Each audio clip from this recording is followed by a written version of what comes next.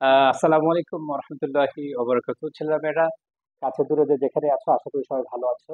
আলহামদুলিল্লাহ, আমিও ভালো আছি। আমাদের মূলধন মুনাফার এখন তৃতীয় পর্ব শুরু হয়েছে। আমাদের তৃতীয় পর্বে আমরা সৃজনশীল প্রশ্ন করছি। দুইটা ক্লাস আমরা এই মূলধনিত প্রাপ্তি শিখেছি, মূলধনিত ব্যয় শিখেছি, মূলধনিত ব্যয় শিখেছি।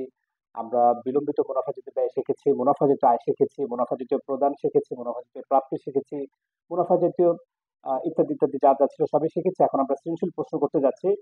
মানে আমরা এখানে হাতে আমাদের বোর্ডের বাম পাশে আহ, আমাদের দেখো, এখানে মূলধন ৮০,০০০, প্রাথমিক খরচ ৫,০০০, আসবাবপত্র ৪০,০০০, দালান ৮০,০০০, আসবাবপত্র বহন খরচ ৫,০০০, বিক্রয় কত ৬০,০০০, আসবাবপত্র মেরামত ৪,০০০, বিক্রয় ৬,০০০, আসবাবপত্র মেরামত ৪,০০০, এই উপভাড়া ২,০০০। কিন্তু বিগত বছরে বলেছে ব্র্যাকেটে ৫০০। বিগত বছর কত বলছে? ৫০০। ওকে, ছেলেমেয়েরা এবার শোনো। এই ক নম্বর বলছে মূলধন জাতীয় প্রাপ্তি। এই ক নম্বর কি বলেছে? মূলধন জাতীয় প্রাপ্তি। এই তোমরা দ্রুত এই ক নম্বরটা করে আমাকে দেখাও, তাড়াতাড়ি সবাই। তো খাতা দাও। কারোর কাছে রেড পেন আছে? মূলধন জাতীয় প্রাপ্তি শেষ? মূলধন জাতীয় প্রাপ্তি কার কাছে শেষ? দাও। একটা খাতা পেয়েছি আমি, হ্যাঁ। মূলধন জাতীয় প্রাপ্তি শেষ করে আমাকে দাও।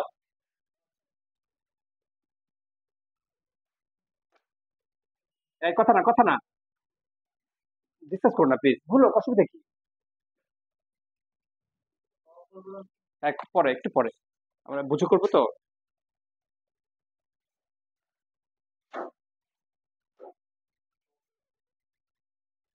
এটা শেষ? অনিকা, মূলধন জাতীয় প্রাপ্তি কয়টা? আচ্ছা, কি কি বলতো? শুধু বিক্রয় কি বলেছি আমরা? শুধু বিক্রয় বলেছি নাকি স্থায়ী সম্পত্তি বিক্রয়? আচ্ছা, কথা আছি, করো এটা করো। ক নম্বর করো, ক নম্বর করো।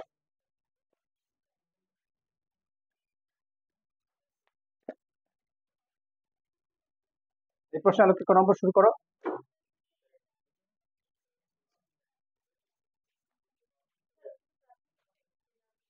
হ্যাঁ, শুধু প্রাপ্তি লিখে মুখস্থ করে আমাকে দাও। আরে কি বুঝতে পেরেছো তো? তাহলে এখানে মধ্যযুক্ত প্রাপ্তি মূলধন, অতিরিক্ত মূলধন, সকল প্রকার ঋণ, কর্জ, ধারাকর্ম, স্থায়ী সম্পত্তি বিক্রয়। শুধু বিক্রয় আসবে না, কারণ শুধু বিক্রয় তো আমরা মুনাফাজিত আয়ের মধ্যে শিখেছি। বিক্রয়, সেবা বিক্রয়, সেবায়, তাই না?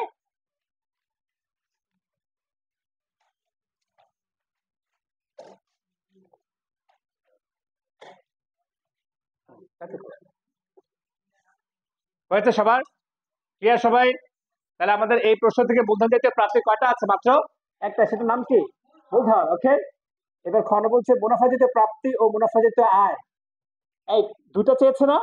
তাহলে একই ছকের মধ্যে করব। কিভাবে দেখো, লক্ষ্য করো সবাই। এদিকে তাকাও খুব ভালো করে। তারই বিবরণ টাকা টাকা ছকটা কিরকম করব? আচ্ছা, প্রথমে কি চেয়েছে? মুনাফা জাতীয় প্রাপ্তি। কি চেয়েছে বলো? মুনাফা জাতীয় প্রাপ্তি। লেখো মুনাফা জাতীয় প্রাপ্তি লিখে আন্ডারলাইন করবো, কলম দেব। এই মুনাফা জাতীয় প্রাপ্তি, আমাদেরকে তাকাও। এই মুনাফা জাতীয় প্রাপ্তি করার ক্ষেত্রে আমাদেরকে যেই কথাটা আগে মাথায় নিতে হবে, লক্ষ্য করো সবাই। মুনাফা জাতীয়, আমরা মুনাফাজিত প্রাপ্তির ক্ষেত্রে আগেও যে মুনাফাজিত আয়গুলো মনে করতে হবে। বিক্রয় সেবা, উপহার, শিক্ষণ, বিষয়, মেয়েটারা মনে আছে না? এই যে ১২টা ১৩টা আমরা আয় শিখেছি, ওগুলো মাথায় নিতে হবে, ওগুলো আগে খুঁজতে হবে। ওগুলো আগে বলতো। মুনাফাজিত প্রাপ্তি, মুনাফা জাতীয় প্রাপ্তি, মুনাফা জাতীয়। এই তাহলে মুনাফা জাতীয় প্রাপ্তির মধ্যে আগে কি খুঁজতে হবে? মুনাফাজিত আয়গুলো দেখতে হবে। এই বলো তো, এখানে মুনাফাজিত আয় কি কি আছে? কি কি বলো? বিক্রয়, বিক্রয় কত? ৬,০০০। আর উপভাড়া কত? এই উপভাড়াকে ২,০০০ লিখবো? অবশ্যই ২,০০০ লিখবো, কারণ প্রাপ্তি মানে প্রাপ্তি হচ্ছে বড় অ্যামাউন্টটা। প্রাপ্তি দেখেছো আমরা কিভাবে ভুল করে ফেলি। এই বিক্রয় কত লিখবো? ৬,০০০ বিক্রয়। আর উপভাড়া ২,০০০। কিন্তু ৫০০ বাদ দিব কি প্রাপ্তির ক্ষেত্রে না মুনাফা যেটা আয়ের ক্ষেত্রে? দেখো, আমরা কিন্তু অলরেডি ভুল করে ফেলেছিলাম। তাহলে এখানে কি কি লিখবো বলো? বিক্রয় কত? ৬,০০০। আর কি লিখবো? উপভাড়া কত? ২,০০০। হলো কত? ৮,০০০। হ্যাঁ হ্যাঁ। মুনাফাজিত প্রাপ্তি আর মুনাফাজিত আয় বিষয়টা একটু বলো তো আমাকে। মুনাফাজিত প্রাপ্তি আর মুনাফাজিত আয় বিষয়টা মনে আছে? মুনাফা জাতীয় প্রাপ্তির অ্যামাউন্টটা বেশি হয় না মুনাফা জাতীয় আয়ের অ্যামাউন্টটা বেশি হয়? প্রাপ্তি, এই জন্য বেশি অ্যামাউন্টটা রেখেছি। আর যদি মুনাফা জাতীয় আয় চায়, কি চায়? মুনাফা জাতীয় প্রাপ্তি, বুঝতে পেরেছো তুমি? তুমি মনে হয় বুঝোনি। তারিফ, মুনাফা জাতীয় আমার দিকে তাকাও, বলো মুনাফা জাতীয় প্রাপ্তি আর মুনাফা জাতীয় আয় প্রায় একই কথা। আবার বলো, মুনাফা জাতীয় প্রাপ্তি আর মুনাফা জাতীয় আয় প্রায়, তবে মুনাফা জাতীয় আয়গুলো আমরা খুঁজে কোন আয় বিগত বছর পরবর্তী বছর বাদ দেব না। কিসে বাদ দিব না? প্রাপ্তিতে বাদ দিব না। কিসে বাদ দিব না? আর বাদ দিব কিসে? মুনাফা জাতীয় আয়। তাহলে এখন আয় চেয়েছে, কি চেয়েছে এবার? মুনাফা জাতীয় আয়। আবার লিখবো মুনাফা জাতীয় আয় এখানে, একই ছকের মধ্যে কিন্তু মুনাফা জাতীয় আয়, জাতীয় আয় লিখে আন্ডারলাইন করবো, কলম দিব। দেখো ইন্টারেস্টিং বিষয়, আবার মুনাফা জাতীয় আয়, আবার কি লিখবো বলো? বুঝে যাও কি মনে হয়? আবার কি লিখবো? দীক্ষায় বলেছি না, মুনাফা জাতীয় আয় আর মুনাফা জাতীয় প্রাপ্তি প্রায়। আচ্ছা, এখন উপভাড়া কত লিখবো, কে বলতে পারবে? উপভাড়া কত লিখবো? 2000 না বাদ দিব? অনেক কিন্তু যোগ করে ফেলেছে অলরেডি।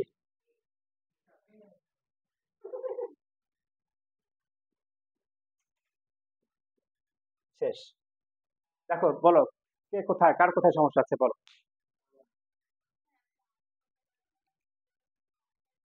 হ্যাঁ, এই প্রশ্ন দেখো, উপভাড়া কত টাকা? 2000, বিগত বছরে কত? 500। এই বলো, মুনাফা জাতীয় প্রাপ্তির অ্যামাউন্টটা বেশি না আয়ের অ্যামাউন্ট বেশি? প্রাপ্তি। ক্লিয়ার? বুঝতে পেরেছো সবাই? আমি কিন্তু এখন করিয়ে দিচ্ছি, এরপরে কিন্তু আমি আর করিয়ে দিব না, নিজেদেরকে করতে হবে। ওকে, এতটুকু ক্লিয়ার? আবার শোনো, বলো তো ছেলেমেয়েরা, এটা এটা তোলা শেষ করো, তারপর আমি বলছি। তাহলে মুনাফা জাতীয় প্রাপ্তি আর মুনাফা জাতীয় আয় প্রায় একই কথা, তবে বলো তো মুনাফা জাতীয় প্রাপ্তির অ্যামাউন্টটা বেশি হবে না আয়ের অ্যামাউন্ট বেশি? প্রাপ্তি, আয়ের অ্যামাউন্ট কি হবে? কেন কম? কেন? কারণ আয়ে, মুনাফা জাতীয় আয়ে বিগত বছর এবং পরবর্তী বছর থাকলে কি হয়? বিয়োগ হয়। মুনাফা জাতীয় আয়ে বিগত বছর এবং পরবর্তী বছর থাকলে বিয়োগ হবে। আর প্রাপ্তিতে বিয়োগ হবে, বিগত বছর থাকলেও বিয়োগ হবে, পরবর্তী বছর থাকলেও। ক্লিয়ার সবাই? না, তাহলে দুটো চাবেন না, যে কোনো একটা চাবে তাহলে। এসে এবার আমরা গ নম্বর বুঝবো মূলত। ক্লিয়ার? আচ্ছা, এবার গ নম্বরটা কি পড়ছি, ভালো করে শোনো। আমি তোমাদেরকে গ নম্বরটা এখন বোঝাবো, আবার একটা করতে দিব। উক্ত আসবাবপত্র যদি কত টাকায়? 65,000 টাকায় বিক্রয় করা হয়, তবে মূলধনজিতে প্রাপ্তি ও প্রাপ্তি বা ক্ষতির পরিমাণ নির্ণয় করো। আচ্ছা, এবার এর আগে একটু তোমাদেরকে জিজ্ঞেস করি, বলো তো ছেলেমেয়েরা, মূলধনজিত প্রদানের অ্যামাউন্টটা বেশি হবে না মূলধনজিত ব্যয়ের অ্যামাউন্টটা বেশি হবে? আর ব্যয়ের অ্যামাউন্টটা কি হবে? কম হবে। ব্যয়ের ক্ষেত্রে কি করব? গত বছর বা আগামী বছর থেকে কি করব? বিয়োগ করব। ও, এখানে আরেকটা কথা, মুনাফা জাতীয় প্রদান আর ব্যয়, মুনাফা জাতীয় বলো, মুনাফা জাতীয় প্রদান আর মুনাফা জাতীয় ব্যয় কি কথা? প্রায় একই কথা, প্রায় একই কথা। তবে মুনাফা জাতীয় প্রদানের অ্যামাউন্টটা বেশি হয় না মুনাফা জাতীয় ব্যয়ের অ্যামাউন্টটা বেশি হয়? প্রদান, আর ব্যয়টা কি হয়? কম হয়। কেন? কারণ বিগত বছর আর আগামী বছর থেকে কি হবে? বিয়োগ হবে। ক্লিয়ার? এবার এসো ছেলেমেয়েরা, গ নম্বরে বলেছে যে উক্ত আসবাবপত্রটি যদি কত টাকায় বিক্রয় করা হয়? 65,000 টাকায় বিক্রয় করা হয়। উক্ত আসবাবপত্রটি যদি 65,000 টাকায় বিক্রয় করা হয়, তবে মূলধনিত প্রাপ্তি ও বা ক্ষতির পরিমাণ নির্ণয় করো। মূলধনিত প্রাপ্তি বা ক্ষতির পরিমাণ নির্ণয় করো। ওকে, ভালো করে শোনো সবাই। সরি, মূলধনিত প্রাপ্তি ও আয় বা ক্ষতির পরিমাণ, মূলধনিত প্রাপ্তি ও আয় বা ক্ষতির পরিমাণ নির্ণয় করো। ক্লিয়ার? আসবাবপত্রের বহন খরচ, বাচ্চাটা আসবাবপত্রের মেরামত 4,000। এবার কি শোনো সবাই? হ্যাঁ, এর পরেরটা লিখতে হবে। এটার মধ্যে কোনটা লিখেছো? মানে সিরিয়ালি মুখস্থ লিখে তার মুখস্থ আমাকে দাও। আমরা গ নম্বর করতে যাচ্ছি, ঠিক আছে বলো? গ নম্বর করতে যাচ্ছি, বিবরণ টাকা টাকা আমরা ছক করব। এই দেখো, এই প্রশ্নের দিকে তাকাও সবাই। বলছে উক্ত আসবাবপত্রটি যদি কত টাকায় বিক্রয় করা হয়, তাহলে মূলধন জাতীয় প্রথমে কি চেয়েছে? প্রাপ্তি। আমরা এখন এখানে লিখবো, এই প্রশ্ন থেকে, দেখো এই প্রশ্ন থেকে আমরা লিখছি মূলধন জাতীয় প্রাপ্তি।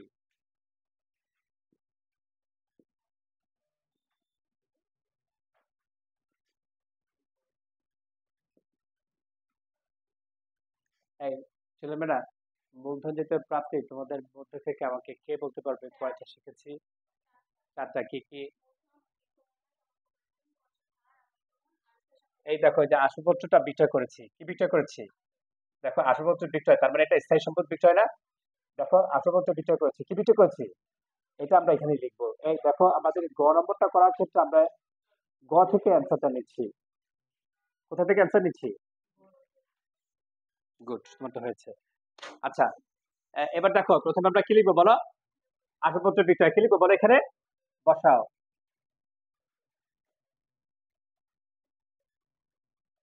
মোহিত বুঝে করো, সীমান্ত বুঝে করো। 65,000। আসবাবপত্র কত? আসবাবপত্র বিক্রয় 65,000 লিখছি সেকেন্ড কলামে। কোন কলামে? দেখো, এর সাথে আর কোনো কাজ নাই, এই জন্য হয়েছে। বসিয়েছ? তোলো তোলো তোলো। হয়েছে সবার? এবার লিখবো, খুব মনোযোগ দিয়ে শুনবে, বাদ মূলধন জাতীয় ব্যয়। কথা বলো না। বাদ মূলধন জাতীয় ব্যয়। এবার শোনো, এখানে একটা ভুল হয় ছেলেমেয়েরা। এই গ নম্বর প্রশ্নটা এসে প্রথমে মূলধন জাতীয় প্রাপ্তি লিখে এটা লিখেছি আমরা না? আবার এবার কি লিখেছি? বাদ মূলধন জাতীয় ব্যয়। ছেলেমেয়েরা, এই মূলধন জাতীয় ব্যয়ের অপর নাম কি? স্থায়ী সম্পদ না? কিন্তু এখানে কিন্তু সব স্থায়ী সম্পদ আসবে না, বলছে এই আসবাবপত্রটা বিক্রয় করে। এখানে কিন্তু অনেকগুলো স্থায়ী সম্পদ আছে, ধরো এখানে আসবাবপত্র স্থায়ী সম্পদ, কিন্তু এটা কি এখানে আসবে? আসবে না, কারণ এখানে তো, সরি, আসলে দালান কোঠা, সরি, দালান কোঠা এখানে স্থায়ী সম্পদ আছে, কিন্তু এখানে কি এটা আসবে? আসবে না, কারণ আমরা এখানে দালান কোঠা বিক্রয়ের কথা বলেছে না আসবাবপত্র বিক্রয়ের কথা? কথা বুঝতে পেরেছো? এখানে কি বিক্রয়ের কথা বলেছে? আসবাবপত্র। তাহলে এখানে কি দালান কোঠা আসবে? আসবে না। দালান কোঠা আসবে? আসবে না। এখানে যদি মেশিন থাকতো আসতো? আসতো না। ক্লিয়ার? আচ্ছা, তাহলে এখানে আসবাবপত্র বিক্রয় লিখেছো। এবার এই এই প্রশ্ন থেকে এই আসবাবপত্র বলো কি, এবং আসবাবপত্রের পেছনে জাতীয় যাবতীয় সব খরচগুলো এখানে লিখবো, কিন্তু অন্য কোনো স্থায়ী সম্পদ লিখবো? কারণ অন্য কোনো স্থায়ী সম্পদের মূলধনিতে প্রাপ্তি বা আয় করতে চেয়েছে? চাইনি। ক্লিয়ার? তাহলে এখানে দালান কোঠা লিখবো না লিখবো না? লিখবো না। এখানে কম্পিউটার লিখবো নাকি লিখবো না? মোটর গাড়ি, যদিও এগুলো স্থায়ী সম্পদ, যদিও এগুলো, কিন্তু এখানে লেখা যাবে? কারণ এখানে বলছে আসবাবপত্রের বিষয়টি উল্লেখ করতে বলেছে। তাহলে প্রথমে আসবাবপত্র কত? বসা, আসবাবপত্র 40,000। আসবাবপত্র থাকলো বা আসবাবপত্র ক্রয় থাকলে একই কথা, হ্যাঁ? আসবাবপত্র ক্রয় একই কথা। আসবাবপত্র কত? 40,000। আসবাবপত্রের পেছনে আর কোনো খরচ আছে? কি আছে আসবাবপত্রের? বহন খরচ কত?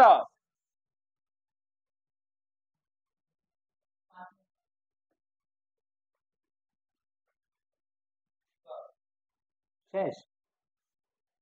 5,000। আচ্ছা, আর কোন আসবাবপত্রের পেছনে খরচ আছে? কি আছে? আসবাবপত্রের মেরামত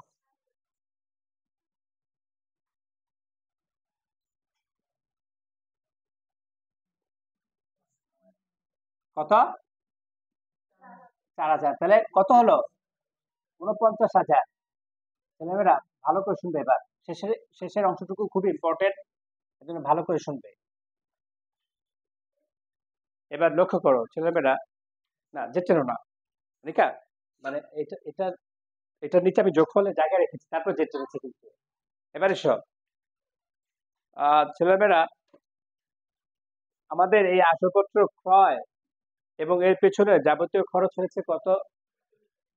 না, 49। হ্যাঁ, এই আমাদের আসবাবপত্র ক্রয়, এদিকে লক্ষ্য করো সবাই, বোর্ডে তাকাও। এই আসবাবপত্র ক্রয় এবং এর পেছনে যাবতীয় খরচ হচ্ছে কত? এই 49,000 টাকা আসবাবপত্রটা আমরা কত টাকায় বিক্রি করছি? 65,000 টাকায়। তাহলে আমাদের আয় হয়েছে না ক্ষতি হয়েছে?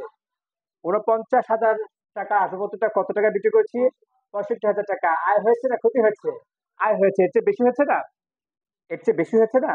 যা কিনেছো তার চেয়ে বেশি দামে বিক্রি করেছো। 10 টাকা দিয়ে কিনেছো, 8 টাকায় বিক্রি করেছো, লাভ না ক্ষতি? ওকে বলতে দাও। 10 টাকা কিনেছো, 12 টাকা বিক্রি করেছো, লাভ না ক্ষতি? আবার বলে ক্ষতি। 10 টাকার পণ্য 12 টাকা বিক্রি করেছো, লাভ না ক্ষতি? বুঝে বলো, আপনাকে বলো না। 10 টাকার পণ্য 12 টাকা বিক্রি করেছো, লাভ না ক্ষতি? লাভ। 10 টাকার পণ্য 7 টাকা বিক্রি করেছে, লাভ না ক্ষতি? ক্ষতি। 49,000 টাকা আসবাবপত্রটা 65,000 টাকা বিক্রি করেছো, আয় না ক্ষতি?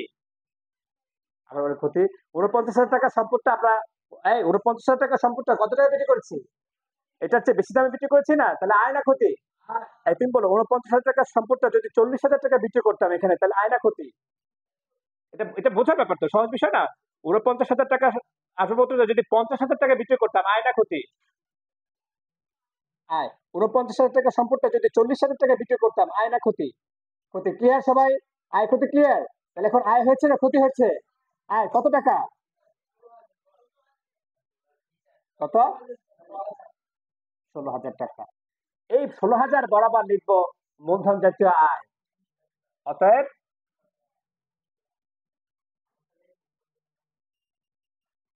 জাতীয় আয়।